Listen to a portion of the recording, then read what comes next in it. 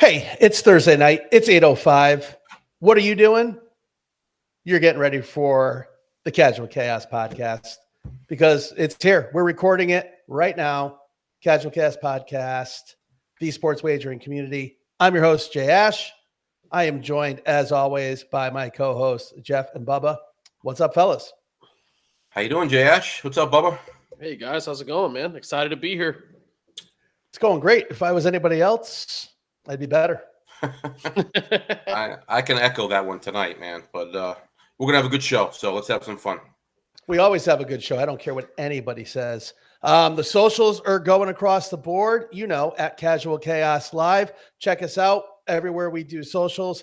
You guys can read, so I'm not going to read it off to everybody tonight. I'm just going to take a little break from that. We're doing this every Thursday, and we put it up typically Friday mornings. So between that and our live show, which we just came off of a Monday night, a little bit of a snoozer of a game with the Skins v. Chiefs. If you're a fan of the Tomahawk chop, that was probably your game. If you're a fan of being insensitive, it was also your game. So not much to talk about there. We had another amazing time at Glory Days for a Monday night with no Bucks fans. But once again, big shout out to the staff and everybody that helps us out there. We love the relationship, and we're looking forward to doing it again this Sunday at 1 p.m. So we'll get into that a little bit more. Go to YouTube, subscribe. We need followers because we don't want to start that GoFundMe page to get Jeff down here for an actual live show. So go on and help us out. So with that, guys, that's the intro. I don't think we have any fluff tonight. We're just going to get right into it. We got a full docket. We got a lot to talk about. But before we get into talking tickets, I can see the angst in Jeff's face. What do you got? No, it's just a nice segue. I mean, like you said, the KC game was really never in doubt, even though who the hell did they play? The Skins. Yeah, they put up a bit of a battle in the first half, but it seemed like a fake battle, right? Right. But along with that, we were able to watch, one of the best World Series games in history. So that was pretty cool. And we could segue into our boy Vlad. So, we threw up a short yesterday on all our socials, and it caught a lot of people's attention because they seemed to think we were shitting on Vlad, which we were not. Go back and watch the live stream. It's up there. So go back and watch the live stream and listen to the whole conversation. But in the little short that we threw up, I mean, it did seem like that maybe we were shorting him, if you will. Jay, what are your thoughts on Vlad? I mean, you made it very clear you don't like him personally, but what are your thoughts on him as a player? Do I think he's short? Did you just say I shorted him? He's short. Listen, this is not we're not in apology mode. There's nothing to apologize for. No, I agree. I think we aggregated ourselves, or Patterson did, by putting up the clip he did. Let's be very clear what the whole conversation was about. The comment was, people talk about Vlad like he is a Hall of Famer currently, and that if he was to retire tomorrow, he's walking into the Hall of Fame. Mm-hmm. My comment was very simply, he is not a Hall of Famer. Yeah. Now, if he plays like a Hall of Famer for the next 10 years, then he'll be a Hall of Famer. But his numbers right now, even if you double them, he's not a Hall of Famer, right? We can get into case after case, but if you just pause this career, because we caught a lot of flack, like he's only 40% through his career. Okay, that's fair. Mm-hmm. If you double his numbers, he's not Bernie Williams. And Bernie Williams is not only not in the Hall of Fame, he was kicked off the ballot after one year, which is a shame. Which is a shame in itself. Yeah. Okay. Now go back and look at Bernie's numbers. Now go back and count the World Series rings. And oh, by the way, the guy leads Major League Baseball still in postseason RBIs. So again, double his numbers, and I just don't think he's Bernie Williams. Now, can he go on a 10-year run? Absolutely. Guy's super talented. To your point. Yeah, especially. No one said he wasn't good at the baseball. Right. So, and clarifying, because I did say it, because I believe I got roped into having to raise my voice. I'm a Yankee fan. He beats the living shit out of the Yankees. I don't like him. It's fan hate. I don't hate the man. I could do with him, pretend he doesn't speak English every now and then. But like, it is what it is. It's just you're allowed to hate him, right? It's a Yankee fan not liking him. But again, the crux of what we were saying was he is currently not a Hall of Famer, and if you don't like that, I don't fucking care. Yeah. No, I agree. Yeah. I agree with that. We were all on the same page. He's a really good player. He's extremely talented. He is sort of underachieved a little bit, for his talent in the regular season. Part of that was because he was out of shape for, the first 3 or 4 years of his career. He seems to have gotten that under control over the past couple of years. So he's having, hey, look, again, we got to give him credit. He's unbelievable postseason. He's 2 hits away from tying Rosarina for the most hits in a single postseason history. So. Yeah, and he's got 8 or 9 jacks. Like, I mean, yep. It's one of those things where you can't knock the guy, right? Like, he's having a crazy postseason. A lot of superstars don't show up in the postseason. So again, what is this? A first one, second one? We'll see how he does, but it's like you could say that about anybody, right? If anybody plays like a Hall of Famer for the next 10 years, they'll be a Hall of Famer. But he's funny how that works. Yeah, but he's the guy he's talented enough. He's top 10 players in the league, right? I mean, so talent wise, yeah. Yeah, I mean, you look at it in like 4 years ago in 2021, he almost hit 50 bombs. He's never come close to that again. So you look at that going, that's interesting. But he's a 290 hitter. He'll, if you double his home runs, he's going to have, close to 400 home runs. I mean, you're close, but you gotta be better than that to be a Hall of Famer. Yeah, and to your point, I mean, he came into the playoffs. I think he hadn't hit a home run in like 25 games. Yeah, he only hit 23 this year. He's almost got that many in the fucking postseason. It feels like. And remember, the Jays were playing meaningful games down the stretch. So I mean, he wasn't necessarily hitting the ball at the end of the year, and he played the whole year. Fire. Yeah, and it's not like he missed time or anything like that. Played the whole year. He batted 290 this year. That's better than his average. So I mean, nowadays that's really good. So yeah, that's really good. And again, listen, the accolades. You brought it up, Jeff. He's 2 hits away from tying a Rosarina, right? Another Hall of Famer. Yeah. Well, he is putting up a Hall of Fame postseason. Like this is one of the best postseason runs you'll see. Yeah, and he's putting a continent on his back, or I mean, not a continent, a fucking country on his back. And I would love to say that there, as always, and there's enough history to support it. Just because you get to the World Series early in your career, or even 40% through your career, doesn't mean you're ever getting there again. Right. So if this is his only moment, dude, unbelievable. If he gets back to 2, 3, 4 more, then he could build a legacy.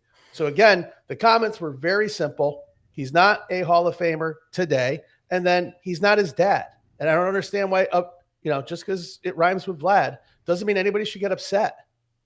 All right, because the reality is his dad put in a full body of work, and it was fucking awesome. People aren't happy if they're not upset. So and his dad didn't wear batting gloves, which I love. So Vlad had before this season had played 6 games in the postseason. So he made the postseason 3 other times.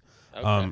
In those 6 games, he had 3 hits total. So it's not like he's just a postseason merchant that was like killing it. He's just gone crazy this postseason. He's no Kiki Rodriguez, but he's got 30 hits now in his career. He only had 3 going into this postseason. Yeah. Hey, listen, let's put a bow on this in a polite way. We were kind of laughing yesterday. I saw some of the comments. They seemed androgynous, right? I couldn't even tell if they were happy or against this, right? So get these guys out of here. Right. I didn't know what was going on.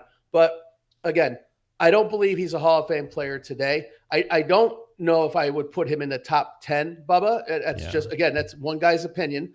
And at a ceiling, yes, he has hit 48 homers before, but he hasn't sniffed that. That was 1 year. His ceiling is probably a 33 homer guy, and his floor is probably 18 to 22, right? Do you want that in your lineup? Sure. Do you want to pay $500 million for it? I'm unsure. But the city loves him, rightfully so. That's their guy. They're going to ride with him. I get it.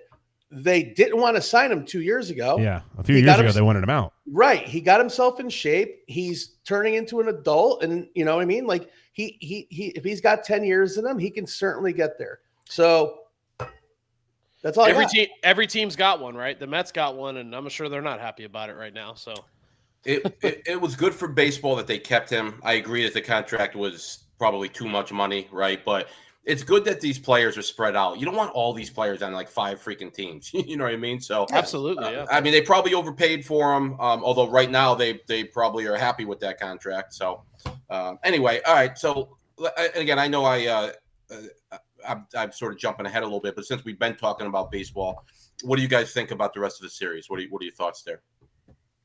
Well, I think Game 6 is actually Game 7, and we're playing an 8-game series since we went 18 innings the other night. Right. I woke up in a panic several times because I actually made it pretty strong, and we were all texting probably to about the 15th, and then it was like, pitch, what happened? And out of one half eyelid, I saw the Freeman walk off. So I got there. It was epic. I was texting you guys like my biggest thing was like, oh my God, I'm so nervous for Kershaw. Like, that I was like, man, that poor guy, like he's been through so much. He's beloved. He should be, it's a long ass career. It's a Hall of Fame career. And I was just like, man, you're bringing him in with bases loaded. Yeah, I didn't understand it, but. And I was genuinely excited for him getting out of that. And I just wish they could have cleaned it up in the bottom for him. And that could have, everybody could have just rallied around him. Instead, they went 6 more innings. So just an unbelievable game, epic game, longest World Series game in history. So it was killer. Yeah, I did make it through the whole thing. I think I even sent you guys a text at one point. I was like, I'm probably the only one up right now, but and I don't remember what my comment was. But yeah, it was a great game. Exactly why the ghost runner is the dumbest rule in baseball, because that game probably would have been over in 10 innings if they had somebody on second base. You know what I mean? So yeah, absolutely. But anyway, we were talking about it before we got on the we started the pod. I kind of still think the Dodgers are going to win, even though I don't want them to. I don't like either team, obviously, but I'd rather the Jays win than the Dodgers. But I mean, the Dodgers got the pitching advantage tomorrow night, and if they win that game, then I think the pressure all falls on Toronto for Game 7. So we'll see what happens. Yeah, I think the Dodgers win pretty handily tomorrow. I think they're minus 137, so which is the cheapest they've been almost the whole series. So I'm on them tomorrow night for sure. But yeah, that just a little bit on that game. Unbelievable game.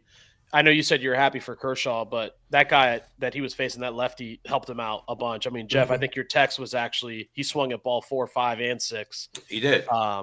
So just lucky to get out of it. Again, for baseball, Freddie Freeman hitting it, even though it happened at 3 a.m. Eastern time, like to wake up and see that, it's nice. And you got to think Atlanta's probably kicking themselves for letting him go, but it's for multiple years. They kicked themselves for a long time now. Yeah, but I mean, but as far as the World Series, none of us predicted this. It's going to go 6. It's going to go 6 or 7, I guess, right? Or 6 or 7. So if the Blue Jays win, obviously it's over. But I think we all had it over in 4 or 5 games. So it's been fun to watch. I didn't think I would be this interested in it. So it'll be interesting. Besides the pitching matchup tomorrow, it'll be interesting to see the Dodgers bats. I mean, the Dodgers bats have been quiet now for 3 games. Yep. So, yep. They're yesterday their top 4 went 1 for 24 or something like that. So they got to get Mookie Betts going, man. They need him. Yeah, he's really struggling. Yeah, he's really struggling. Yeah. So two things. I think I said on the last pod, my play was going to be taking the Dodgers 4, 5, and 6, right? Put 100 on each of those. So that's on fire. And it's gone. So I'm just staying. I'm not going to touch the games the rest of the way. To your point, Bubba, I'm probably more into it than I thought I would be. Thank the 18-inning game to kind of suck me in. Yeah. Now we got some beef with Toronto on the podcast. So, Ben, I love your city, man. I've been there a bunch. I really have a good time when I'm there. So, please, I know I'm recognizable up there now. So, all I was going to say is tomorrow, that's probably my only play tomorrow is Mookie over 1 and over 2 hits. I just think the act, I don't know if you guys saw his interview at the end of the game. And then, of course, we had to listen to Poppy, Jeter, and A-Rod fucking throw cold water on both the other 2 guys because that's what he does. I just think Mookie is like, I'm not playing well. I'm better than this. My team deserves better than this, and he's not going to go out like that. He's too accomplished. I agree. He's too good. And the pitching matchups, he's gone against the kid who's just been lights out twice, and he's just not in a groove. So day of rest, get his head back, travel. I think he's going to be fine. I'd bet the over on him. Over a half, over 1.5, and probably sneaking a run there, making a nice little Mookie player prop parlay. I like that. So, yep. Tyler, thoughts? Yeah, I mean, like Jay said, I mean, this is kind of game 7. The only thing I would say, like everyone thinks, like the Blue Jays lose game 6, they'll be done. Sleeping in your own bed is a big thing. Like being able to be at home for that game 7 and being able to sleep in your own bed and be comfortable. I would say the Blue Jays probably feel like they're playing with house money just with how far they've gotten at this point. Obviously, I don't think going into the season, people would thought that they would be in a game away from winning the World Series, especially against like the teams that they've played. They've played the Yankees. They played the Dodgers now. They played the Mariners, who were having a great year. So, like, I think they can play loose. I think they might win tomorrow night and just close the thing out. They're playing the best baseball, top to bottom of the order. Their pitching has been phenomenal, outside of a couple moments, in a couple of the games. But, you're only giving up 1 or 2 runs in 3 of the games. You got some arms in the bullpen are doing their job. Obviously, when your starter strikes out, what did he strike out yesterday, like 12 or something? It helps. That's going to help you. That's going to help you if your starter goes out and just puts his balls on the table and just wins the game for you. But that's what these guys can do. So I like the Jays. That place is going to be fucking rocking. If the Dodgers don't get out, and I know the Dodgers are a championship team, but if they don't get out and get some runs and go down, that place is just going to get louder and louder as they get closer to that top of the 9th inning. If the Dodgers don't get on them in the first 3, I think Toronto's just going to win it. Yeah, Blue Jays were 60-1 before the season started. There you go. Yeah, and the manager it seems like he's pulling all the right levers. Yeah. Yep, absolutely. Yeah. And don't forget, I mean, with the Yankees getting so hot at the end of the regular season, I mean, Toronto had a winner like last 4 games just to win a division. You know what I mean? Right. So this whole thing could look very different. So anyway, good for them. And honestly, I do hope they pull it out. So we'll see what happens. Yeah. Well, listen, good banter. Thanks for everybody who watched our shorts and either came at us really hard or were pseudo clapping. We love all the comments. We love the banter. It's what we're here for. It's no animosity. Nothing's taken personally. Except for the people telling us to quit. I mean, I sort of take that personally. No, I'm only kidding. Podcast equipment's cheap nowadays. So we got some tickets to look at, right? What are we doing here? Over under and how long this podcast goes. Yeah. Well, right off rip, we got one from BK here. I know we talked about that 18-inning game, but just to segue right into this, what a bet here. And it's a live bet in Freddie's 9th plate appearance that he was going to hit a home run. Said it was the maximum amount that the Hard Rock, our friends at the Hard Rock, would allow him to bet on this, and cashed. Hit it. So over $200 bet that paid out over $3,000. Fucking awesome for BK. That had to have been, if you were staying up for the game at that point, I guess live betting it was the only way to probably keep your eyes open just from a, standpoint of being up at 3:00 in the morning, if BK's in the East Coast. But awesome stuff there. Did he make that bet, literally in the commercial, in between innings, or had to have, right? Yeah. It's plate appearance is not it's crazy. So he might have done it right before, the batter before. I'm not sure. We got to ask him on the Discord, but for sure. Yeah. Definitely a live bet. They don't have the 9th batting. Oh no, of course. I just wasn't sure if maybe he made it 20 minutes earlier or whatever. But anyway, either way, that's a fantastic. Yeah, awesome stuff, BK. Man. Yeah, three grand. And it's probably a good reason to actually fall asleep, turn your alarm off, send an email to your boss saying, I'm not going to make it in today. Yeah, exactly. With the highs of that win, we got a tough one here from Flama Mama. A 6-leg parlay ranging from Trey Savage's strikeouts. It was over 5. She had it at over 4.5. He struck out 12. Over 8.5 runs. Or under 8.5 runs, excuse me. Alejandro Kirk to have a hit. Teoscar Hernandez to have a hit. Blake Snell to strike out more than 5. He had 7. But Mookie Betts, we talked about him, his struggles right now at the plate, playing a great shortstop, but struggles at the plate, no hits in the game. So Mama was sitting pretty probably for a while there, and Mookie couldn't come through for her, unfortunately. Yeah, that one hurts. It always sucks when you come one leg short. So, and that was last night's game, right? That was You Savage pitched last night. Yeah, that's just needed the one. Needed a little seeing eye single or a little fucking swinging bunt and couldn't get it. Just something to get her going. She had a cash out offer going into the 9th, paying her double her money, and she refused it. Yeah, I guess. I mean, what's $16? You at least go for the gusto, I guess. Yeah, it's 16 more than 0. Yes, this is true. This is true.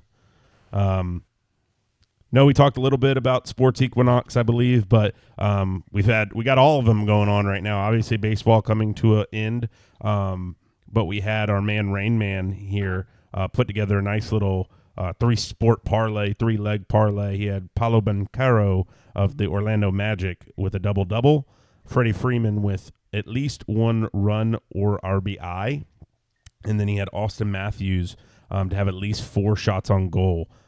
If you're a hockey guy, the shots on goal bet is a very fun one, and you can win some money on it.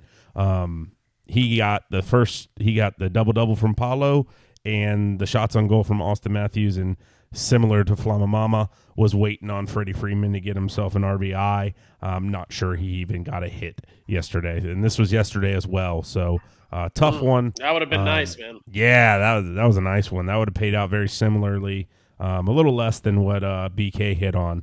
But $400, chalk it up to, send it to Freddie Freeman, send him a note or something like that on Twitter. I'm sure he'll like it. Yeah, I love it. Good stuff. And then this one was one I just put in celebration of a Sports Equinox Day. We don't get many of them where every sport is going on. This was on Monday night when we were sitting at our friends at Glory Days Bar and Grill in Tampa. I had the Bruins -1.5, Celtics -4.5, Dodgers -1.5, and Chiefs -10.5. I went 50-50.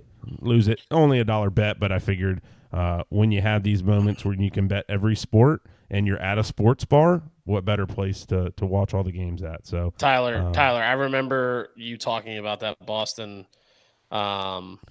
Yeah, the Bruins. Yeah, so I put that Bruins bet in. That was live. That was the only one that was live. The other ones, the games hadn't started yet. The Bruins were up 1-0 in that game, and if you have eyes or if you don't, and you're a listener of the pod and not a watcher of the pod, they lost 2-7. The Ottawa Senators went on 7-goal streak. They scored a touchdown and an extra made point. that bet just completely nothing in like a 2-minute span. So I'm sure Boston was probably plus money to start the game, and then they went up 1-0, so it flipped the line, and it just fucked me. But that's what you get for betting a game up blindly, pretty much. Yeah. We got a turnover potentially in the Dolphins game. I just saw the replay. That is a fumble. Does he? Fumble. Oh, yeah, he keeps it in play. That's tough. Good field position here, too. Fumble Ruski. Tough stuff. But that's everything we got, guys. Send us your tickets. We'll talk about them.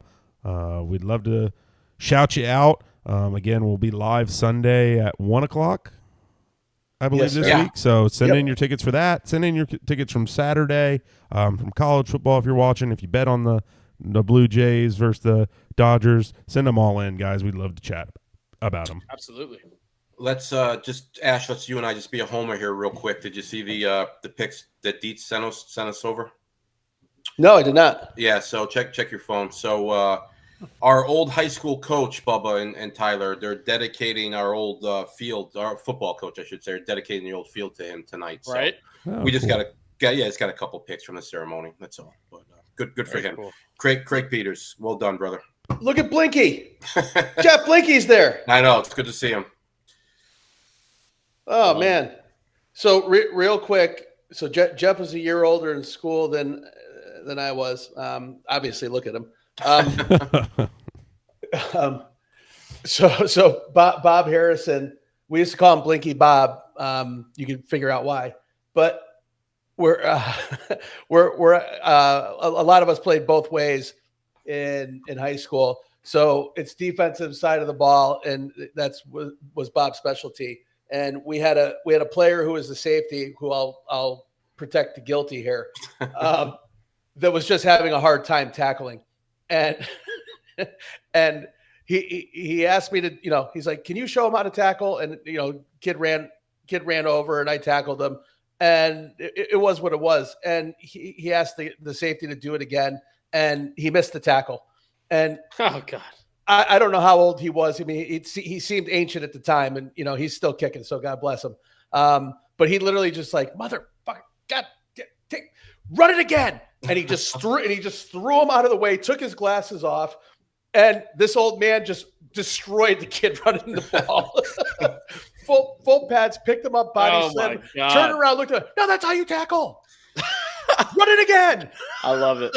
I mean, the funny thing is, I mean, again, he seemed old at the time, but he was probably in his mid 40s, right? I mean, if we're being realistic, right? 44, 45, probably something like that. So, but anyway, yeah, good stuff, man. We got a million of those stories, and everybody does though. So we won't bore you guys with them. We won't. Yeah. Good to see. Good to see. So good stuff.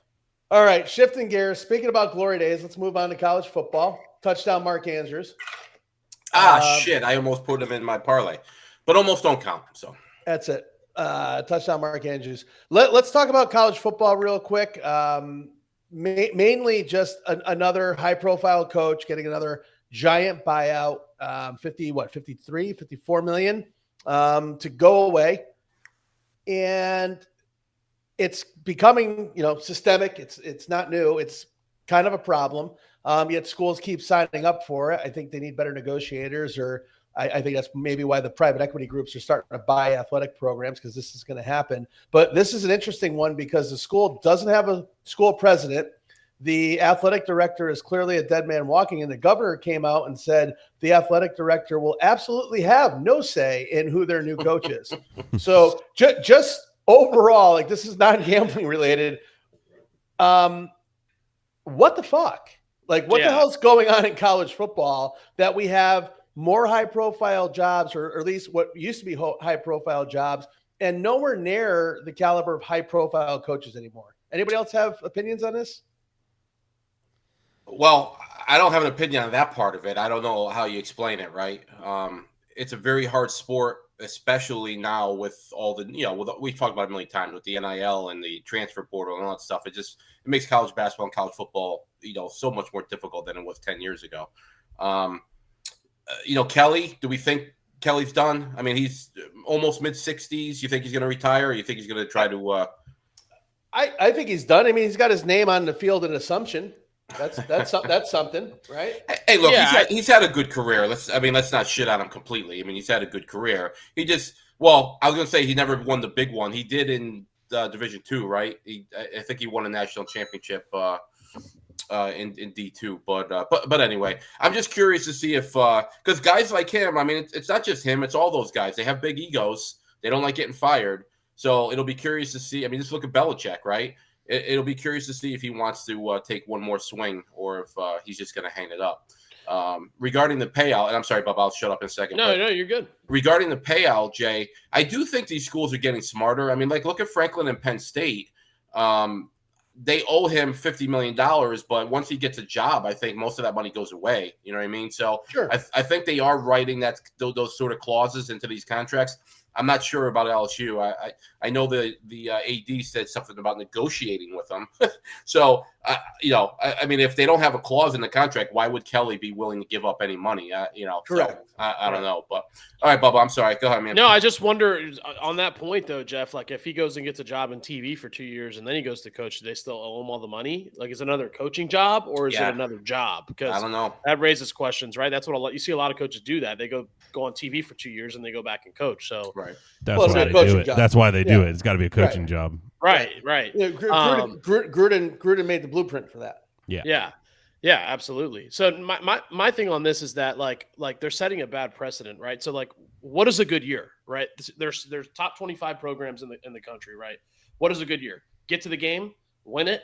Is getting there not good enough? Because if that's the case, 23 of the top 25 coaches are going to be on the fucking hot seat, right? It's like, how do guys don't get 4 years to build a program anymore. They don't get 5 years to build a program. It's fucking, you better have a great great summer or whenever you can fucking transfer and show up. You got maybe 2 years. If not, you're fucking out. So like, I think you're going to see these new contracts be, year after year, or on a year by year basis, or maybe 2 year or 3 year. I don't think you're going to see these fucking crazy contracts anymore. Nah, the coaches they're not dialing back on that fashion. The schools are going to have to get together and say, hey, we're not doing these fucking payouts anymore. They're going to have to literally collude and just say, hey, we're not doing this shit. We all have to commit to it and just say, we're not fucking doing it. Right. No, I'm not saying they're going to go down and pay. I'm saying they're not going to have these buyouts, and they're going to make it like, hey, we'll give you a 3-year contract or a 4-year contract with a 2-year extension, but you're not going to see these fucking 14-year contracts anymore, I don't think.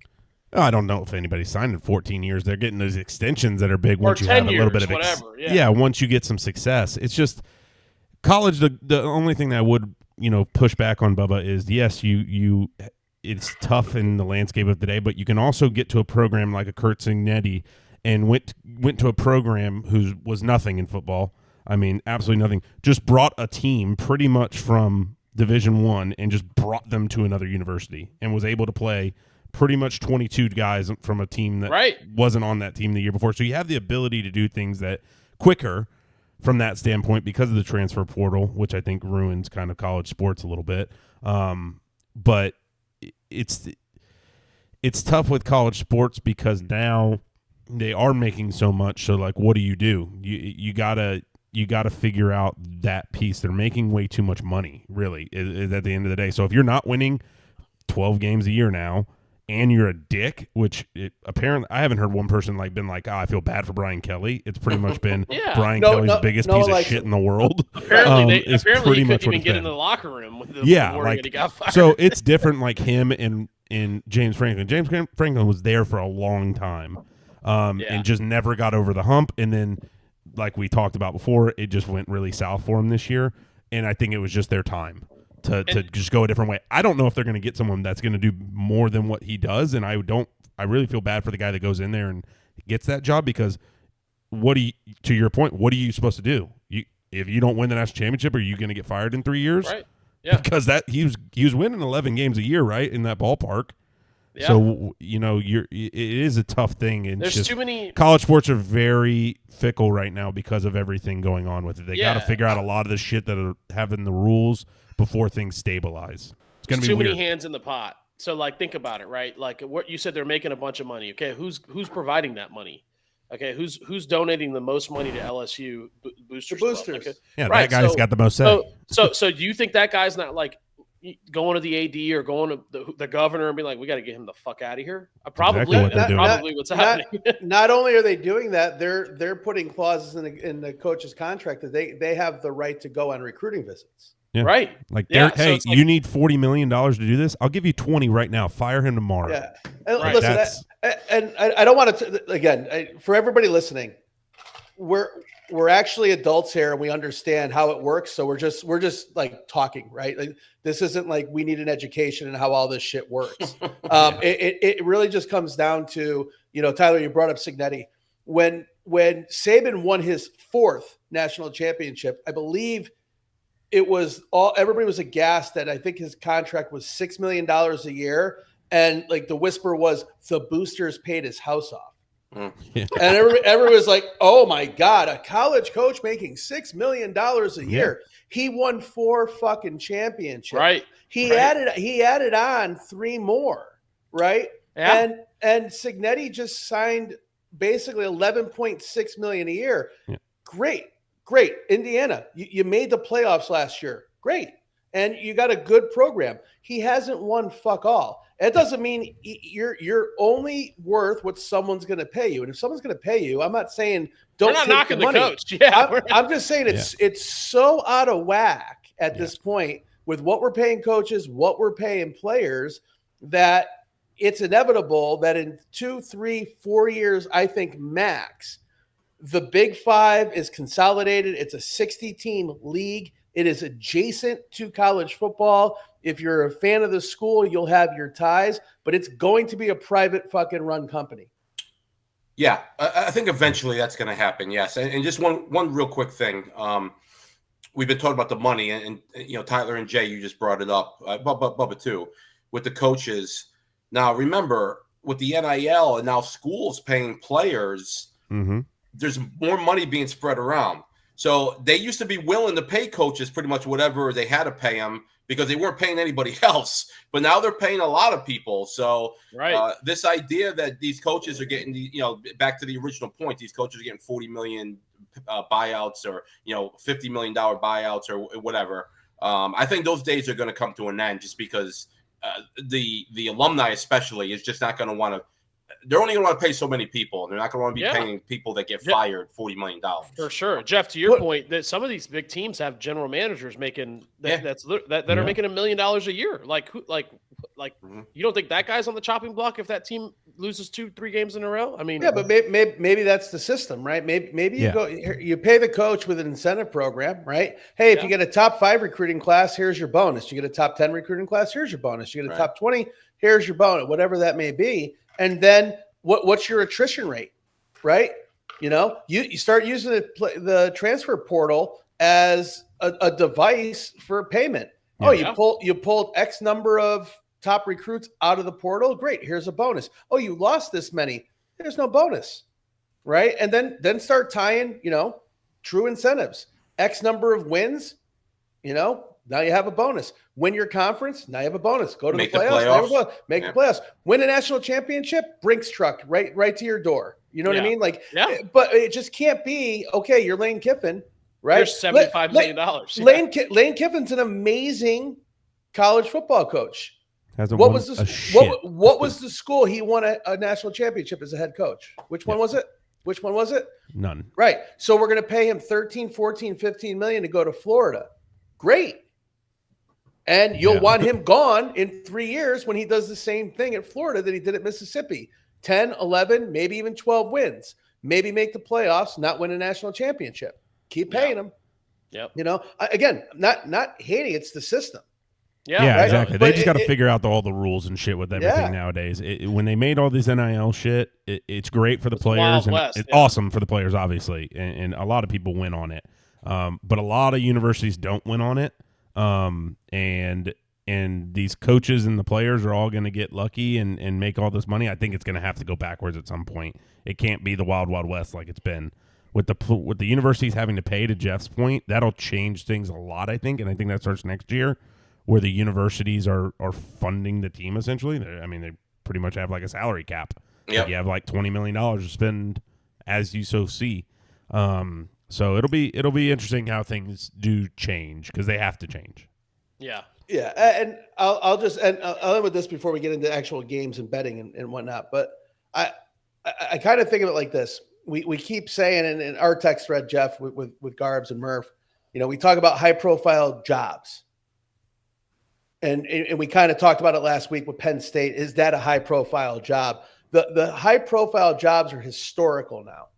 Right? There's only one high profile job, right? It's Alabama. And then it's Georgia, right? And then it's everybody else, because that's what the last decade is. I'm sorry, Ohio State, right? And then Michigan, right? So there's like 5 high profile schools that have been relevant in recent years and historically. And then every other year there's a pop up and down, right? Right. At the end of every season, it's the same thing. One fan base and one fan base alone is happy, right? There used to be the days where if you were Indiana, right, you made the playoffs, you would be pumped. Now all of a sudden expectations are the national championship. Might be unrealistic. Yeah. Yep. That's a good point. So I think not only does the money need to get out of, kind of dialed back in, and we've talked about this, I think, in passing on this pod before, get rid of the preseason rankings altogether. Yeah.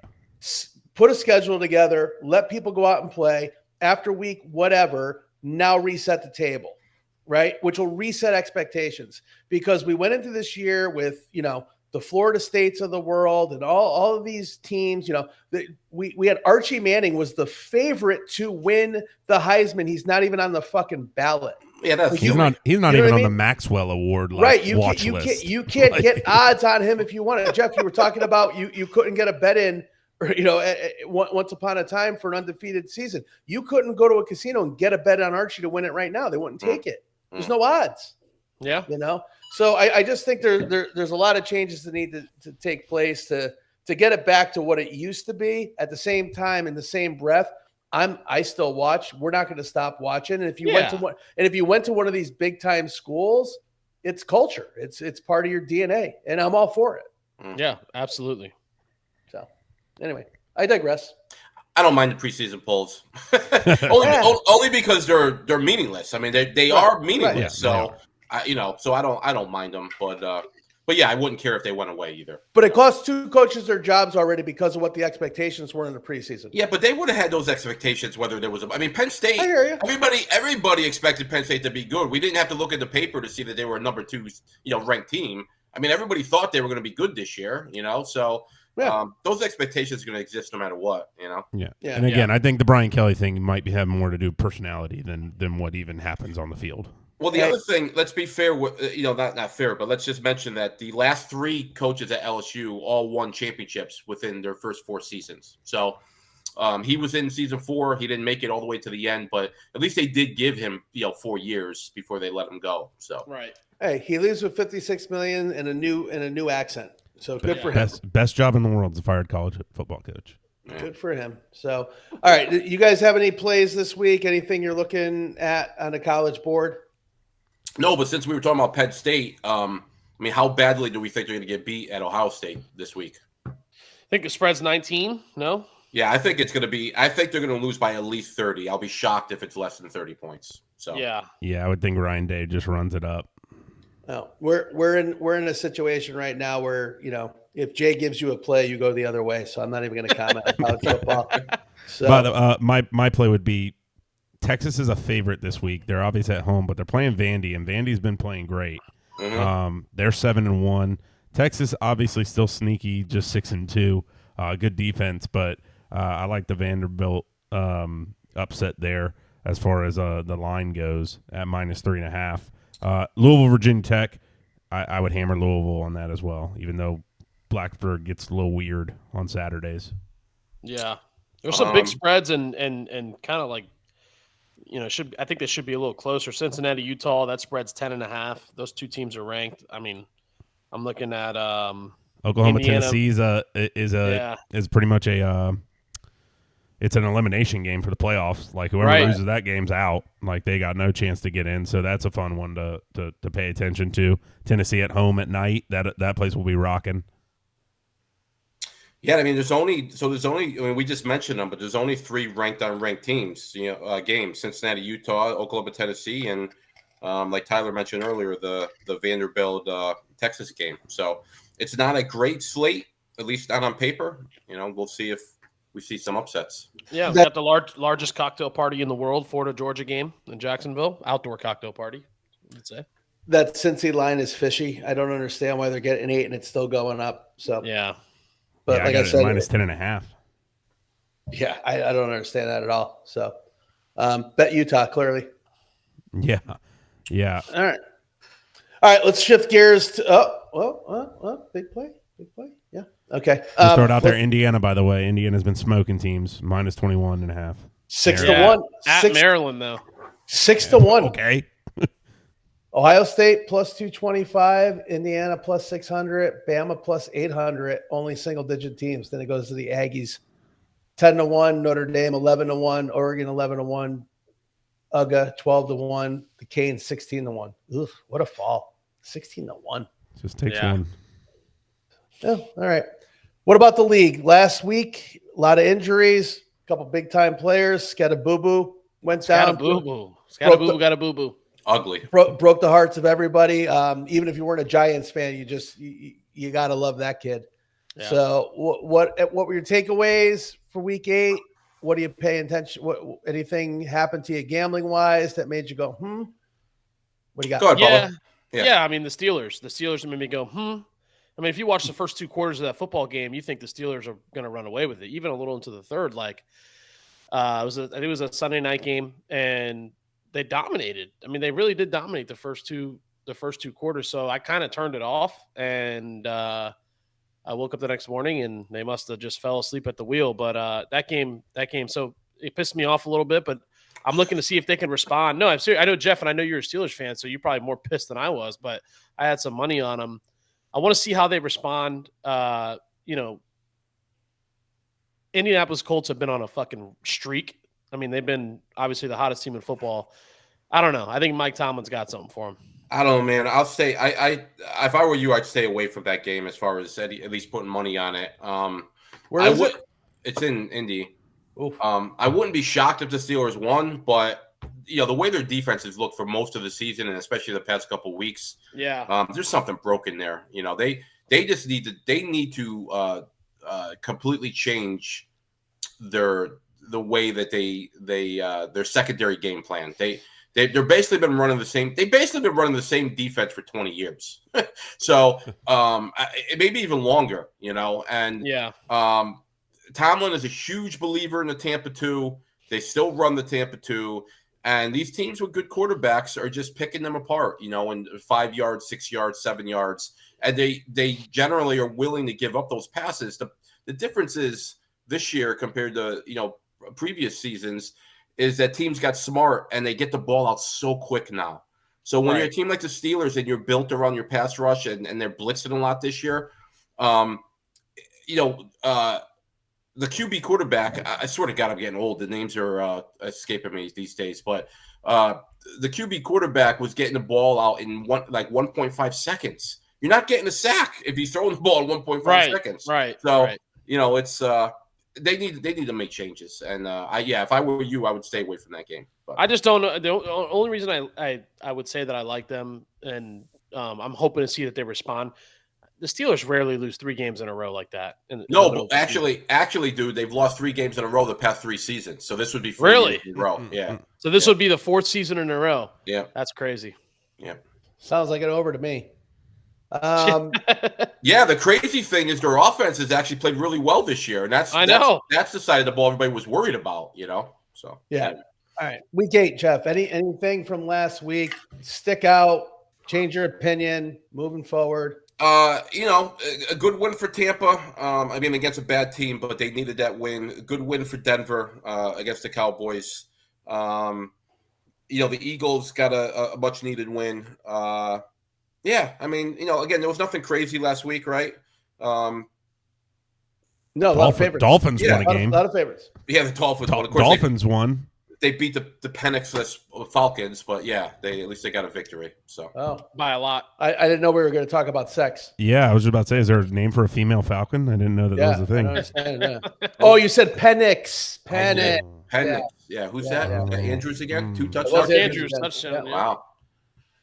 I think he was like plus 260 to score 1 touchdown. So for 2, he must have been a huge number.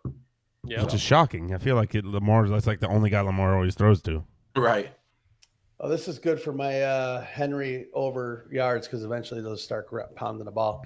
Yep. So, the favorites last week. The only 2 favorites that didn't win were the Falcons and the Bengals, and happened to be both my Survivor plays last week. So that changed a couple outcomes for me. Yeah, Tyler got to witness the rage on the golf course because he called it spot on what was going to happen with about 3-4 minutes left in where it was dwindling down in the witching hour. Yeah, we've seen this movie before, right? Mm-hmm. Yeah. Mm-hmm. It was very much and if you ever played golf with me, I don't need much to get rattled. That's for sure. So it wasn't good, but I think from a gambling standpoint, I can't tell if there's fuckery with the books right now, and they're just suckering you in to bet the underdogs with the high numbers, and the favors are just rolling because the league is lopsided, right? Or there's a huge course correction coming in this week. So I think it's probably a little of both.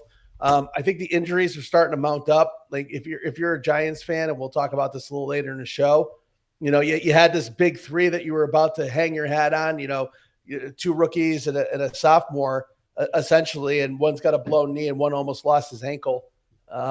Is Jackson Dart next? Is it like it feels like the death of movie stars or famous people, right? It happens in threes. If I'm the Giants this week, I start Jameis or Russell and put him in bubble wrap for the rest of the year because it just smells bad. So I'm really just paying attention to what these lines are doing over the next couple of weeks and see if there's a course correction and really just try to identify that line doesn't make any sense right. and hit it hard. So we'll see how that works out. So we're going into week 9. Anything you want to talk about additional, or you just want to get right into the categories? Let's get into it. Yeah, I think I see one of those lines right now. So let's get into it.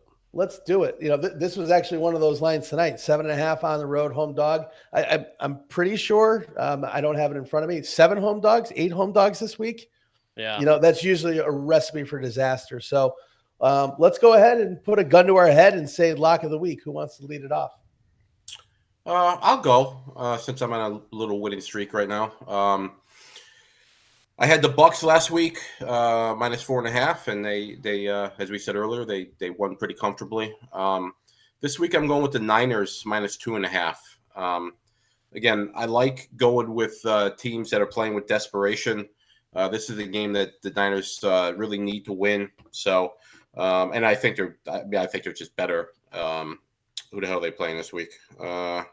The Giants. I mean, we just talked about the Giants and the injuries and stuff. So, I mean, the Giants are home, obviously. So that's never easy for a West Coast team. But I think the Niners win pretty comfortably. So I'll lay the -2.5. There you go. I like that. I'll jump in, Bubba. Yeah, go ahead. Yeah. So I mean, the locks for me have been pretty solid as well. I pushed the first week, ripped off 5 in a row. Chargers set me back a little bit. Then I had the Eagles last week against the Giants. I think even with Scatterbubu not getting hurt, I think the Giants lose that game. I think it's a lot to come back from giving up 33 points on the road. And not unsurprising, my lock this week is yet again against the Giants. Echoing everything Jeff said, they ran into a buzzsaw defense last week. I think people forget that D'Amico Ryans was the defensive coordinator there. Was on that staff and knows Shanahan inside and out and has historically played him well. And the Houston defense, for as bad as their start has been, that defense is a good unit. So it was kind of a best unit on the field thing. But the Niners ran the second fewest or the fewest plays in the first half of an NFL game in the last 30 years.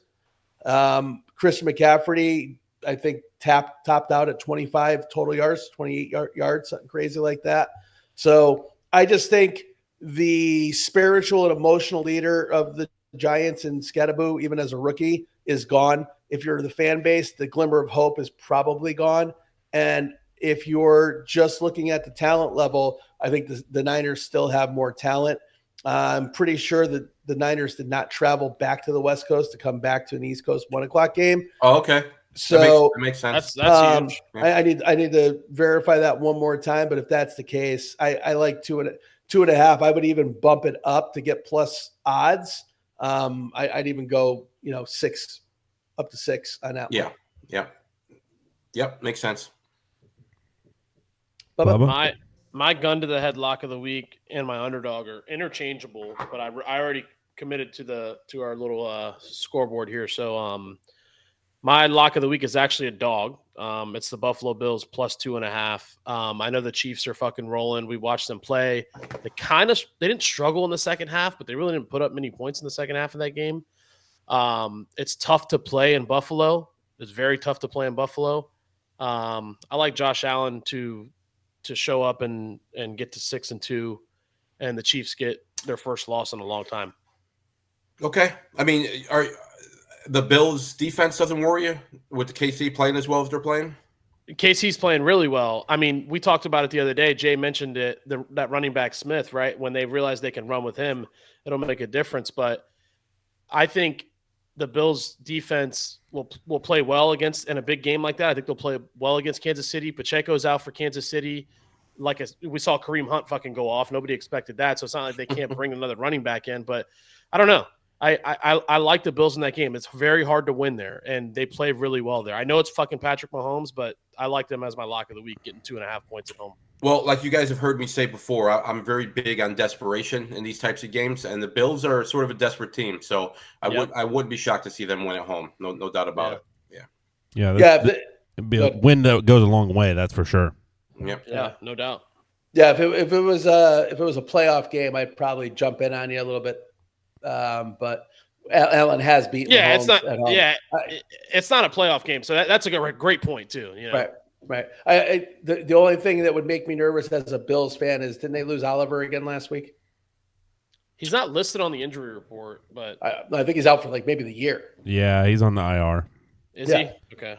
He's on the IR. They got a linebacker, Shaq Thompson's questionable, and a D tackle that's questionable. Don't know if they'll play. So I just wonder, you're gonna let the kid play a little bit more, which I was hoping for last week. Now that Pacheco's out, because I thought Hunt was going to be out. Right. So Brashard Smith gets a little bit more of a run. But if you're not gonna have a pass rush and you're gonna let Mahomes drop back 45 times, I'd be a little nervous. So, but Josh Allen just beats people by himself, so it's kind of crazy. So I like the pick plus 2.5. They don't get points at home, and they're a home dog, so it makes sense. Mm-hmm. If we were doing stay away, that probably would have been my stay away just for that reason. So, Tyler? I got Jeff. Close your ears. I'm going with the Colts, man. I'll just ride the hot hand. They might have the MVP in one of their two options, with Daniel Jones playing unbelievably this year, and then Jonathan Taylor's got 12 touchdowns already. Yeah.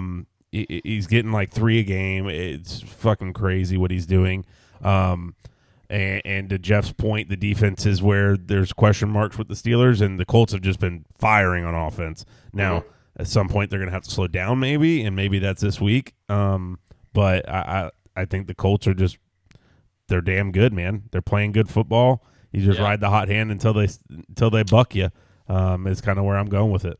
Yeah, and to your point, the Steelers the Steelers defense has struggled everywhere, but they've also struggled against the run. So Taylor might just rip them up this week. Yeah. The only thing that scares me with that, Tyler, is, and again, you very well could have a lock, right there. But the only thing that scares me is that they've been blowing out teams. Are they going to win a close one? And is it going to be a field goal? The hook scares me, the 3.5, because it could down I don't think it's going to be close.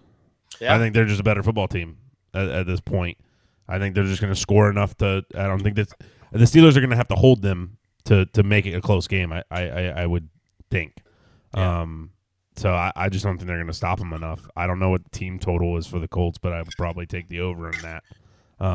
The only, if I play devil's advocate, and again, I know he's had a really good year so far, but if I'm a Steelers fan, the only thing I'm hanging my hat on is Danny Dimes. And you hope he turns back into a pumpkin, right, on Halloween weekend. But I mean, what did Tucker Kraft went off on the Steelers the other night? And you got Tyler Warren coming to town. Oh yeah, dude! Another good tight end. So I'm expected to be ugly. I'm being honest with exactly. You, that's where I would go if I was them. I would just watch that tape and what plays did they run for Tucker Kraft? All right, Tyler, do that, because I mean he had like 160 yards. I'm going to have an insane amount of Tyler Warren props. Yeah, exactly.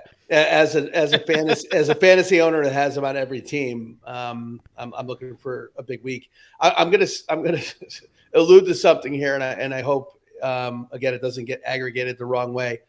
I think we forget that Jim Irsay passed away right before the season. They're playing for him. And are they playing for him? As a Cowboy fan, let me know if you know where I'm going with this.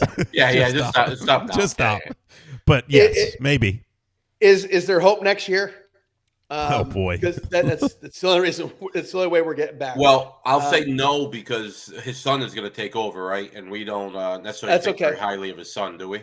It can't be worse. It can't be worse. So, all right, shifting gears. We've got a new category. We've made a decision. Producer Tyler made a decision that the stay away just brings nothing to the table. Can't disagree with them. So we're going to shift gears for the rest of the season. We're going to track this the rest of the way as well. And we're going to give you a prop or a player prop each week. and we're going to ride it. We're going to see who comes out ahead the rest of the year. So with that, we're going to let Tyler go first since it was his idea. There we go. Yeah, let's rock. And I have we can go over it after. I have kind of mid-season standings here where we're at. If you guys were interested, we could talk about those. But I'm going to ride a Tampa guy, a guy that went to Plant High School, got his first game of the season last week, coming off an injury. Christian Watson. The Packers have been throwing the ball well when Jordan Love is healthy, and he's throwing it. He's their deep threat. Christian Watson's a bomber. He had 85 yards in his first game back from injury.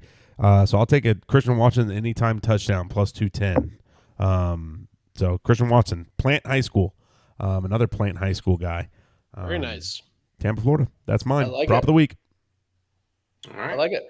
Very nice. Go ahead, Ash. You go next. I didn't put a ton of research into this. I kind of knew what game I was going to right away. Lions coming off a bye, playing Minnesota off a mini bye, but also off an embarrassment. What they did to, oh shit! Why did I just draw a blank? Carson Wentz. Okay. No, what they did to Carson Wentz, like they should have to face a tribunal for war crimes. Let that guy get the absolutely living shit kicked out of him. It's like season-ending injury. Like, you think so? Like that dude, give him all the credit. And I will say this too. Anybody who watched like towards the end of that game, when he came off the field in the fourth quarter and threw his helmet, and Herb Street kind of did this little monologue that he's the leader of the team and has to do better. It's like, dude, the guy has no left side of his body anymore. Like he wasn't fucking ass kicked. He wasn't even doing it. He didn't get taken out of the game, and he was pissed. He was like, I can't feel the right or the left side of my body. So anyway, I digress. I thought this number jumped out at me just in the sheer plus side of it. I didn't understand because Vidal Sassoon just went over 100 yards against the Vikings. I'm going to take Jahmyr Gibbs over 99.5 yards, aka 100 yards at plus 230. Yeah, Sign that's shocking. Sign me the fuck up. Yep. So Yep. What would he be his rushing and receiving numbers? Like 140? it was 137. Yeah, something like that. God damn. Yeah, and I'd probably take that, by the way. Yeah, but it was minus odds. Yeah, it was that makes minus no 125. Yeah, so I like it. Well, I'll jump in here because mine's quick. I got Zay Flowers anytime touchdown in this Ravens Dolphins game. So far, he does not have any, but anytime touchdown plus 120. I was really expecting him to have a big game today, as you'll see it in a little bit. But so far, he's been quiet. So we'll see what happens. Bubba, what do you got? I went to that Bills Chiefs game. And I saw that I did a little research on this, but I got Juju Smith-Schuster over 1.5 receptions at plus 112. Plus money, the guy's only not had more than one catch once this season. Every other game he's had, 2, 3, 4, even 5, up to 6 in one game. I think that it's going to be a kind of a shootout there. I mean, we'll see what happens, but I believe he will get 2 catches, and it's plus money. So that's my prop of the week, player prop of the week. I like it. I like that one a lot. Yep. You got that even money? Plus 112. Okay. Yeah. Yeah. Jeff's bet's off already, but those that are hearing this tomorrow, if you're interested, you could parlay those 3 props, and it'll get you 20 to 1. Oh, nice. Nice. Yeah. So if you want to wait for the receipt, and either tail us or fade us next week, we'll give it a couple weeks, and you'll see exactly what you need to do. At least give it 1 week. Yeah. So okay, this brings us to Moneyline Underdog Play of the Week.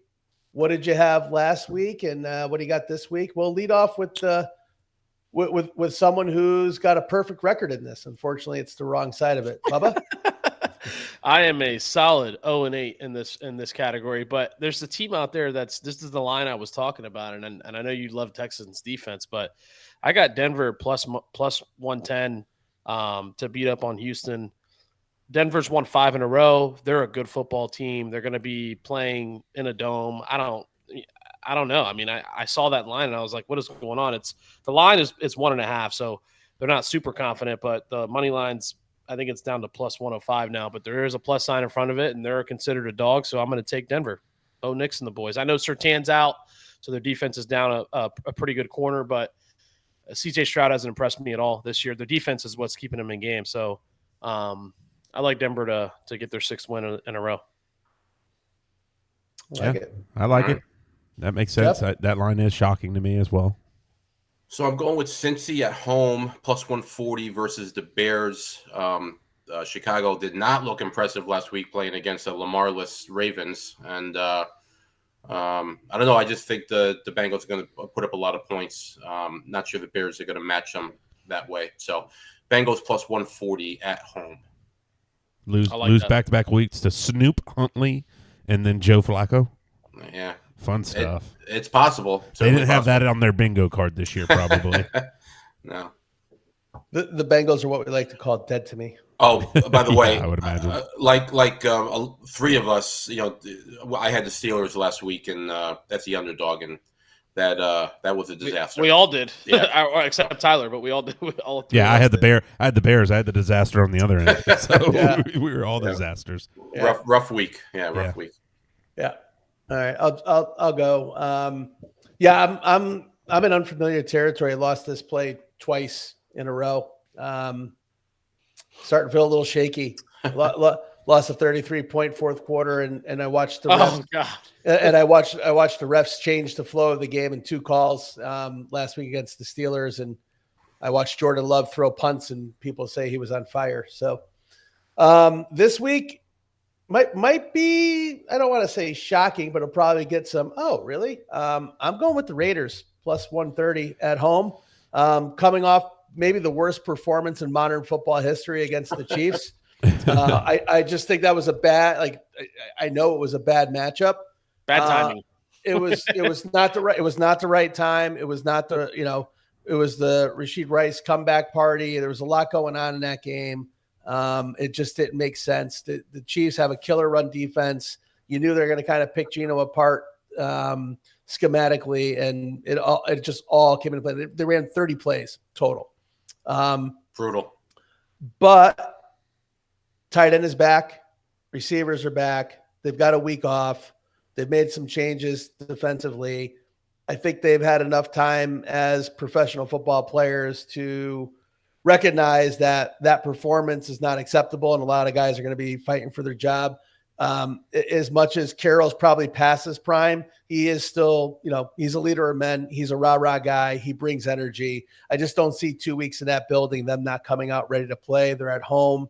And again, Jacksonville, I still think is fraudulent. Despite their record, despite a win against the Chiefs, I don't think it's a very good football team. I think the defense is very overrated. I think the offense still has a lot of problems. The coach has to answer questions this week that's saying, no, we're not trading our best wide receiver. That to me is just a huge alarm. And I love the pick. Again, Travis Hunter, he went off last week. He caught a couple balls in garbage time. So I'm going to take the Raiders at home plus 130, and we'll see where that lands. I love that pick. Thank you. Yeah. Jay, the fun, I don't know if you heard the soundbite after the Raiders game against the Chiefs, but the only thing I would say on Pete Carroll, he said after the game something to the effect of, I'm very shocked at this result. Like, I didn't see this coming. I think everyone in the world saw the Chiefs whooping that ass that night. Like, what? Maybe not to the severity that he was, but like, in what world did you not see the Chiefs coming in here and whooping your ass? Yeah, come on, dude. To defend the old man, maybe he was like, I didn't see us only running 30 plays. Yeah, exactly. That's what I'm saying. Like, maybe just the severity is more what it meant. Yeah. But it was a funny soundbite. It was like, dude, you got your ass kicked. It wasn't even fun. I thought we would have kicked the field goal. Yeah. Thought we would have got over the 50-yard line at some point. Yeah, right. Yeah, exactly. I just got a notification on my phone that LSU is dismissing their AD. There you go. Well, so there you go. That's what that governor's press conference was all about. Just like that guy wasn't going to be there much longer. He's the guy who's got signed the 2 worst contracts in college sports history. Yeah. Jimbo Fisher and now Brian Kelly. He's like got $180 million of fucking dead. It is a state school, so the governor's got his hand in it. That's for sure. Well, when you see a picture of those three on Epstein Island, don't be shocked. Yeah. My underdog play of the week, Bears let me down last week. I'm gonna ride Jaden Daniels and the Commanders Sunday Night Football. They have the Seattle Seahawks coming to town. And I'm just going with it that they're at home. Jaden coming back. Seahawks have obviously looked very good. But I think the Commanders are a feisty team. They kind of need a win. So I think they're just the more desperate team potentially in this to keep themselves in the hunt for the wild card position. So I'm going to go with the Commanders this week with Jaden Daniels having a good game. All right. There you go. And that's plus 130 or 140, plus 140 on our friends at the Hard Rock. Very nice. I like it. Like it a lot. All right, boys. Good luck. Good luck. All right. Let's shift some gears. We're running a little long here tonight. I like that. All right, listen. We're gonna get into bragging rights, but before we do that, we've got a sports equinox like we've been talking about, which for those that are unfamiliar with the term, you've got Major League Baseball, professional football, NBA basketball, NHL hockey. So the four major professional sports are taking place. So the only thing better than a sports equinox is when it's met with a solar eclipse. And that is the World Series of horse racing takes place this weekend. That is the Breeders' Cup, which will be at Del Mar in lovely San Diego, up on the coast, up on the cliffs. What a beautiful track if you've never been there. But for those that don't know, the reason why it's called the World Series of horse racing is you got a lot of either experienced horses that have won an extraordinary amount of stakes races, or you're getting the best of the best up-and-comers, 2-year-olds, but they're coming from all over the world. And by over the world, we mean Great Britain, Ireland, Japan, some South African horses here and there, maybe a little Saudi action. But for the most part, it is truly the best of the best. It is the best of the best for trainers, best of the best for jockeys. It's a 2-day event. It's pretty kick-ass. It's a lot of fun if you're into horse racing. So we're not going to spend a huge amount of time on it, but I asked the boys to bring whatever they have. I know Bubba brought a little bit to the table. I've got some takes for Friday and Saturday, so let's just jump into it. Bubba, I don't know if you broke it up by day, but I broke up Friday and Saturday. So if you want to start on Friday. I just got something for Saturday. So why don't you start us off and then I'll come in and finish it. All right. So again, the majority of these are stakes races. It's a big card. It's a full card. It's a typical 12-13 race card. Well, explain what a stakes race is for some people. A stakes race is a graded race, which means that the purses are bigger. They have points associated with it that lead to the Triple Crown events or the bigger races. Where a normal claiming race or a standard race has a typical purse that can run anywhere from $20,000 to say $100,000. Typically, the money grows when you get into grade 3 and higher. Mm-hmm. Right. So it sounds like we're going to have to do a 101 before the Kentucky Derby again, guys. I'll be here for it. I'm only going to talk about 2 races on Friday: the Juvenile Turf Sprint and the Juvenile Fillies Turf. So juvenile is referring to horses that are 2 years old. The thing with juveniles are they're super young. If you have kids, they're a little more agile on their feet than a 2-year-old child, but at the same time, they're not really horse racing ready. They've got to wear blinkers. They get excited quickly. They get nervy quickly. They have trouble getting into the gate. They can get distracted as they're running by crowd noise. There's a lot of factors, and it's really tough to wager on 2-year-olds. However, when you get to the Breeders' Cup, these are literally the best of the cream of the crop of the age group. And, typically coming out of these races, that's where your favorites for the Kentucky Derby start popping up because, as you know, the Kentucky Derby is for 3-year-olds. So we're going to start with the Juvenile Turf Sprint. The number 9 horse is True Love, which is the horse to beat in this race at 7-2. It's an Aidan O'Brien horse. I'm going to back up real quick. Historically, at the Breeders' Cup, you want to really pay attention to the English and Irish horses. A lot of races on grass. Aidan O'Brien, Charles Appleby, those guys have phenomenal records. Throw in Bob Baffert as well, and they have the most wins in Breeder Cup history. So if you're just going to look at trainer jockey combinations, this is the place to do it. But True Love, number 9, is 7-2. It's a really good horse. It was supposed to run in the Juvenile Fillies turf race, and Aidan O'Brien pulled her to put her in this race because in the Juvenile Filly race, Precise, that Aidan O'Brien claims is his best horse he's ever had, or could be the best horse he's ever had, is the horse to be in that race. I'm going to give you a not so fast, my friend, Lee Corso style, because I don't know if this is the right race for that horse. And I think that True Love could have actually beaten the horse we're going to talk about in the next race. So I'm going to give you guys what I would consider, it's a little bomby here, but the number 2 horse, Military Code, it's got a great combination of Charles Appleby as the trainer and William Buick as a jockey. If you don't follow the other side of the pond and Ascot and the other British and Irish races, that's a big trainer jockey combination name. They're 12-1.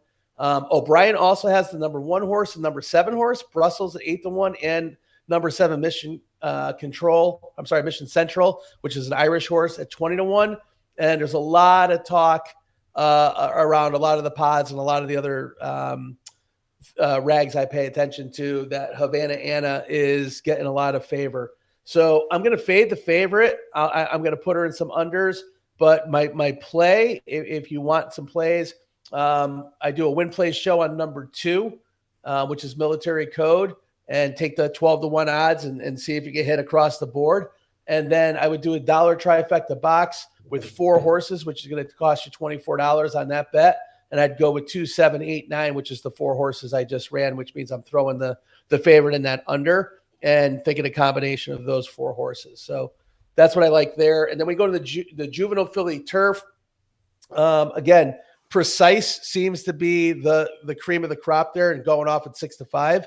So the odds would suggest that as well. But that outside post 13 at Del Mar, which is a track that historically doesn't like outside horses making that type of run because of the long turns.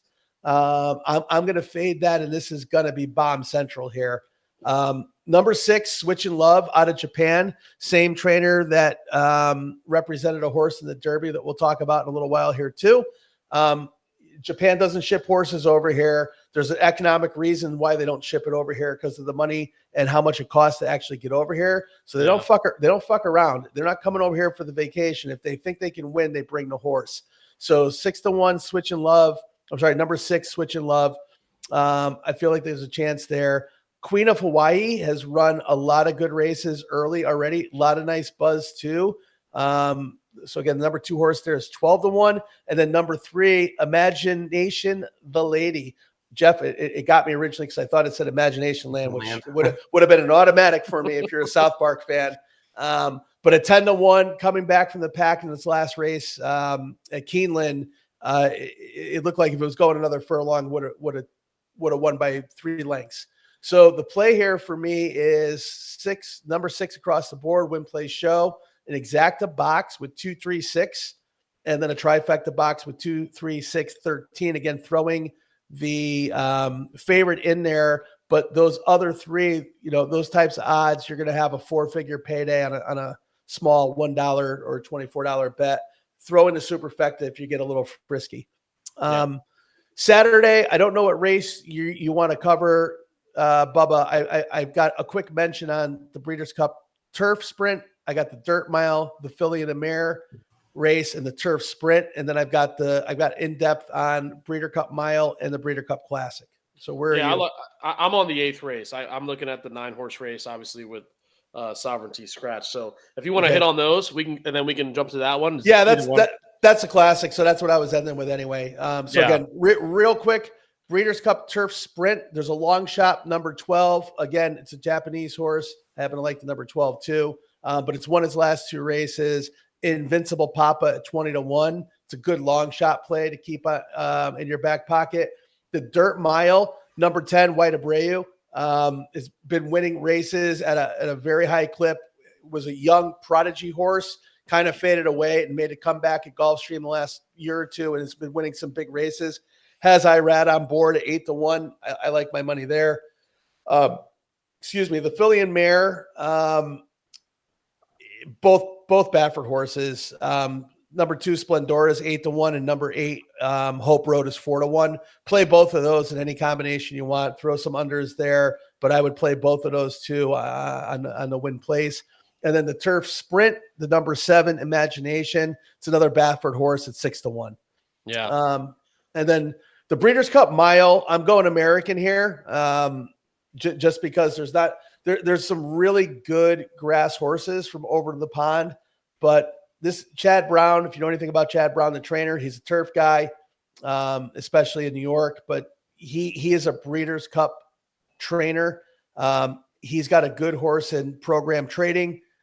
And on turf, he's come close in his last 2 races, but he's been beaten by a nose by 2 really good horses, one of which is running in this race, number 11 Rhetorical, which is Irad's riding it at 5-1.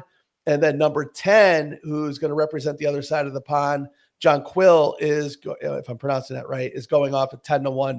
So the play here is an exacta box with 2 and 11. And then a try box 2, 10, 11. If you're feeling really frisky, throw in a super and add the number 8 Formidable Man with Johnny V on board, who has a win recently at this track. Yep. So that's my take on a Breeders' Cup Mile. And then the Breeders' Cup Classic, it's not the last race. It's not even the second to last race, which the big ones are, but this is the race. This is the culmination of, for 3-year-olds, this is their, World Series.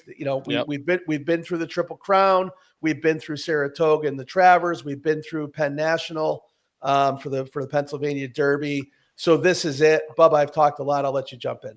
Yeah, I like 3 horses in this race. To your point, I think you were going to mention this one. Forever Young, the 5-horse, 6-1 odds coming across the pond. They obviously have, they have it in their mind that they could win this race.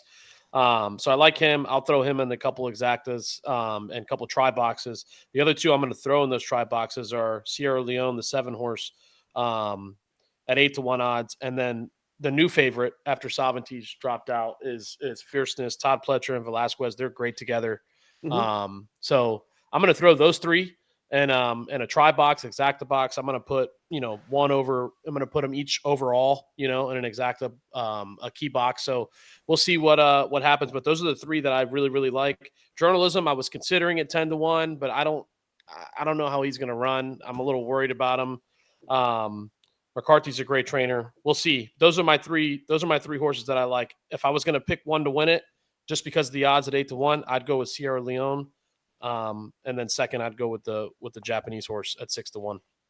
Yeah, Sierra Leone's down to 7-5, by the way. Oh my God, he is. I'm looking at the opening odds here. Yeah. So Sovereignty being scratched, changes everything. Well, I heard somebody say it the other day. It's just like it's a big what if career, right? Won the Derby, had to miss the Preakness, came back, won the Belmont, skipped Toga. You know what I mean? So it's a lot of hopping around. Looks like that career is over. So that's a shame. Number 5, Forever Young, did not show up at the Derby. There was a lot of hype, and I believe I kind of hyped him up a little bit on the show. I did not pick him, but I did hype him up as a horse to watch because of what he did in the Saudi Cup. I think coming back, and Yahagi is the trainer. It goes all the way back to what I referenced a few minutes ago. The Japanese horse I like on Friday. Same trainer, good track record here. Number 7, little sentimental here. They're retiring Sierra Leone after this race. Chad Brown came out and said he's learned a lot from the horse, and it's the best horse he's ever trained. Yeah. It's weird. These horses are, almost human in their emotions sometimes with these trainers. So I just wonder if there's one more run in this horse, if he knows it's his last race, Number 9, journalism. We had high hopes for him a lot on this show and throughout. Just never seems to get it done in the big races. It's got a nice resume. Number 3, Nevada Beach. It's a Baffert Mike Smith on the West Coast at 20-1. Just the odds alone are intriguing there because that combination, if you follow West Coast horse racing, is legit. And then there's number 2, Baeza, who has been a player in every race, all the Triple Crowns, Little Slight. We talked about him coming out of Santa Anita in the Derby, hit the board, didn't get over the hump. Finally got over the hump at the Penn National and won the Pennsylvania Derby. So with all that said, my play is going to be, I'm taking as much as I thought I was going to take Forever Young. I'm going to throw a little bit on it.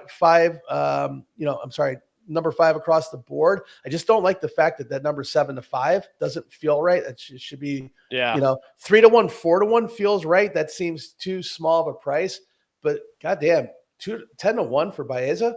That to me is across the board all day. I'll do a trifecta box with 2, 3, 5. I'm going to throw Nevada Beach in there just because of the odds.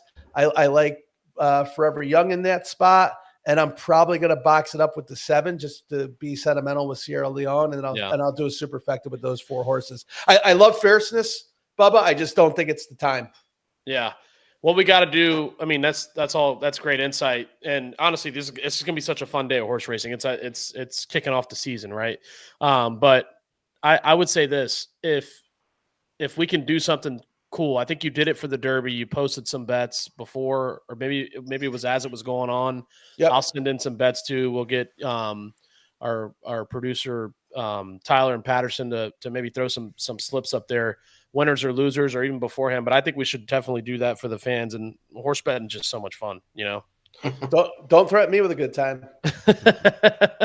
Well, I know we'll be sending them to each other in the group chat. So yeah, so the TVG account is locked and loaded, so we're ready to go. And the nice thing is I didn't have to add to it; it was just sitting there waiting for me. I haven't played the horses in a while, and it's been sitting on some winners. So nice.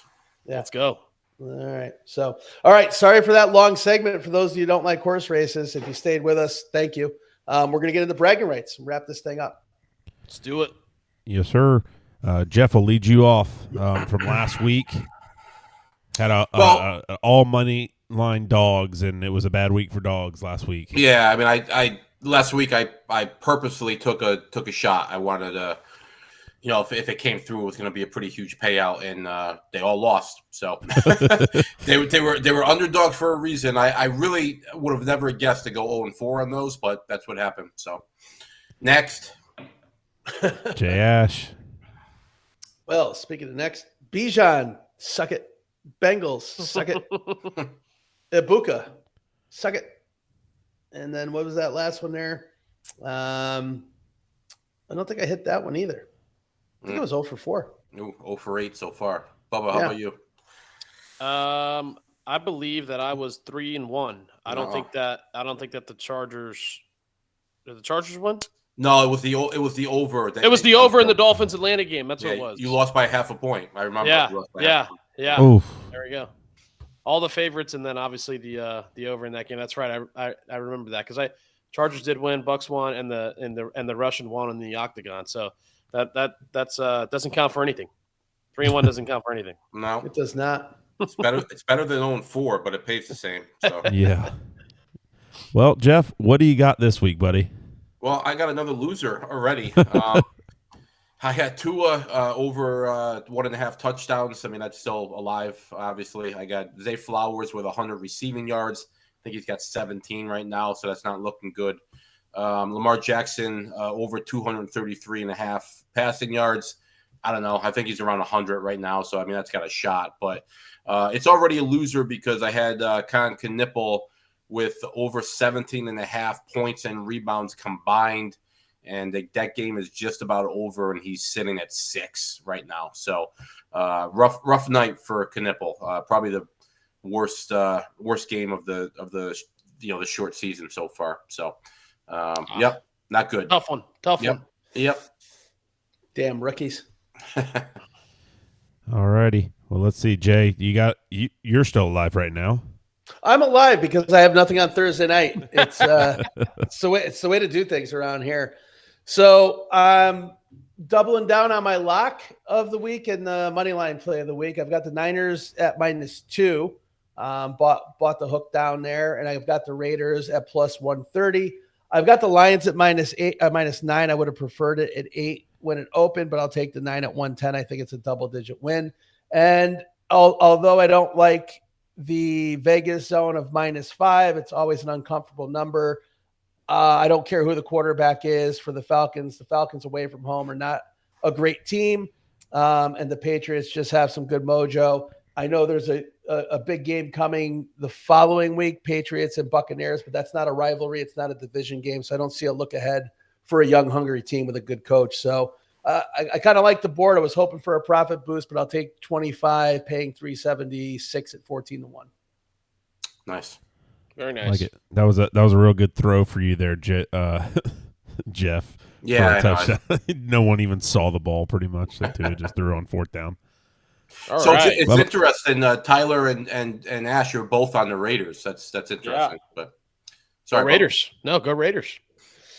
So I stuck with my underdog and my lock of the week as well in my bragging rights parlay. So I got the Denver Broncos to win that game outright +110. I got the Buffalo Bills +2 at home against the Chiefs. I took the Dallas Cowboys to win that game on Monday night, and then it all relies on tomorrow night's World Series game 6. The Los Angeles Dodgers winning that game.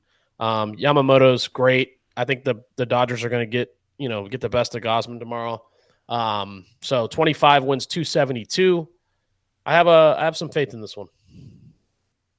All right. Very nice. That's all you can have at this point is faith. Yeah. Hope isn't a strategy, but that's all you got right now. That's all we got. Is Yamamoto starting? I didn't even know he was back up in the rotation. Jeepers. Yeah, regular rest too. Yeah. Yep. He has been good. Is all you have in the morning. So, all right, everybody. So long podcast tonight. We enjoyed it. I hope you guys made it all the way through. As always, send your tickets to us. Follow us on all the socials at Casual Chaos Live, X, Instagram, TikTok, the Discord. Follow us on YouTube. If you're not watching this or listening on YouTube, you can find us on Spotify, Apple, wherever you pod. Check us out. And then more importantly, if you're in town, in the greater Tampa Bay area, need to see you. Come to Glory Days on North Del Mabry Highway up in Carrollwood, the Carrollwood location. It's going to be a good time. Place will be packed. We'll have some people in the room with us, have some guests coming in and out, maybe even a special guest. We can't announce it yet. We'll see if it actually pans out. But regardless, check us out. Check out the live show. If you join us, let us know you're there. Even if you don't want to chat, just say hi. Just let us know you're there. We want to talk. We want to have some fun. Send in your bets. Let's talk about it. And then other than that, enjoy Halloween tomorrow. Be safe. Spooky season. That's it. All right. That's all I got, guys. Yep. Have a great weekend.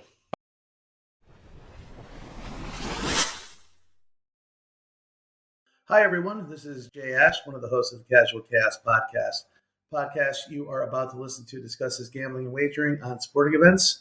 Please be advised the gambling and sports wagering content during this podcast is for informational and entertainment purposes only and does not constitute financial or gambling advice. Sports wagering involves significant risk. If you choose to gamble, please do so responsibly and only gamble with funds that you can comfortably afford to lose. All opinions, wagering tickets discussed, or implied wagers on the Casual Chaos podcast are not guarantees to result in financial gain. You must be 21 years or older or of legal gambling age in your jurisdiction to participate in sports wagering. Please verify the gambling and sports wagering laws and regulations within your jurisdiction prior to placing bets. Listeners are solely responsible for their own wagering decisions and outcomes. If you or someone you know has a gambling problem, help is available. Call or text the National Problem Gambling Helpline at 1-800-GAMBLER. That's 1-800-426-2537. We encourage everyone to engage with sports betting responsibly. The host and the Casual Cast podcast assume no liability for any losses incurred as a result of listening to this content.